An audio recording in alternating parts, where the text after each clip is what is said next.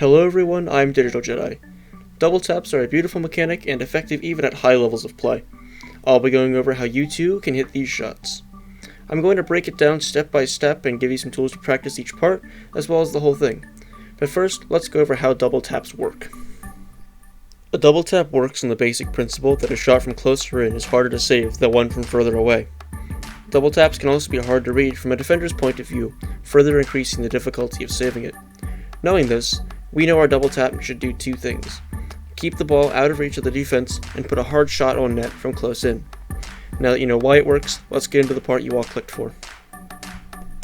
I recommend you learn these from the ground first, and then transition to the walls and ceiling.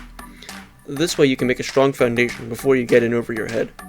I'm going to assume for the sake of this tutorial that you already have a basic understanding of aerials and aerial card control. If not, consider working on those before you take on double taps. The first step in a double touch is the aptly named first touch. This should be a hard touch to the backboard. Aim for the area right above the net and about one car length wider than it on each side. From the ground, this is a pretty simple shot, like this. From the walls, you want to think of it like a wall shot, but place it higher up. Practice this first touch with either the Roll 2 pass in bakkesmod, or you can use the first shots in the training pack I've provided for you in the description. The next step in any double touch is getting a good read on the ball. A lot of this is going to be experimentation on your part, and it's kind of a feel thing, but I can give some general pointers. The ball is probably, like 90% of the time, going to bounce down off the wall, so position a bit lower than where it will hit the wall for the second touch. Practice these reads in free play with bakkesmod's rebound function, or with the second set of shots in the training pack I mentioned earlier. Right now, just get to the ball. Don't worry about scoring it yet.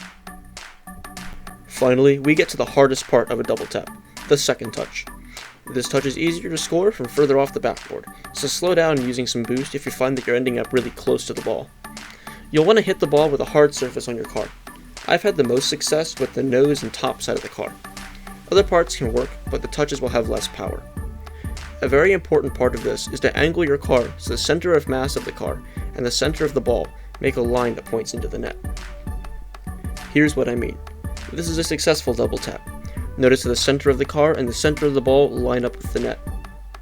This is a failed double tap. See how the centers make a line that doesn't point into the net? So now that you have the knowledge of how to do a double tap, it's time to put in the hours to get consistent with them.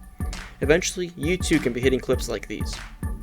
If you enjoyed this tutorial and found it helpful, please leave a like and subscribe so you can stay up to date with future tutorials. Share it with your friends as well if you think they can learn something from it. As always, this has been Digital Jedi, signing out.